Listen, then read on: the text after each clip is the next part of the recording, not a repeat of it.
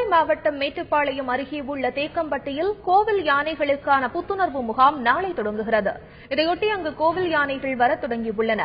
தமிழக அரசு சார்பில் 48 நாட்கள் நடைபெறும் இந்த முகாமிற்கான ஏற்பாடுகள் குறித்த கூடுதல் தகவல்களை தருகிறார் எமது செய்தியாளர் நேசராஜ்.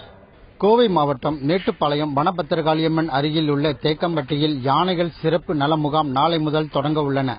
நாளை தொடங்கி பிப்ரவரி 23ஆம் தேதி வரை இந்த யானைகள் சிறப்பு நல முகாம் நடைபெறும் எனவும் இந்து சமய அறநிலைத்துறை அதிகாரிகள் தெரிவித்துள்ளனர். தற்பொழுது இங்கு 8 யானைகள் வந்துள்ளன. குறிப்பாக கோயில் மற்றும் மடங்களுக்கு சொந்தமான 43 யானைகள் வர உள்ளன. தற்பொழுது தேக்கம்பட்டியில் உள்ள சிறப்பு நல முகாமில் அந்த பகுதியில் உள்ள இடங்களை சுத்தப்படுத்தும் பணி வெகு விரைவாக செய்யப்பட்டு வருகின்றன. குறிப்பாக 10 கண்காணிப்பு கேமராக்கள் பொருத்தப்பட உள்ளன. இந்த யானைகள் குளிப்பதற்காக சவர்பாத் சிறப்பு குளியலுக்காக இங்கு அமைக்கப்பட உள்ளன. இதில் பாத்தீங்கன்னா இப்ப தற்போது 8 யானைகள் வந்திருக்குது. இந்த யானைகளுக்கு சிறப்பு உணவு வழங்கப்பட உள்ளன.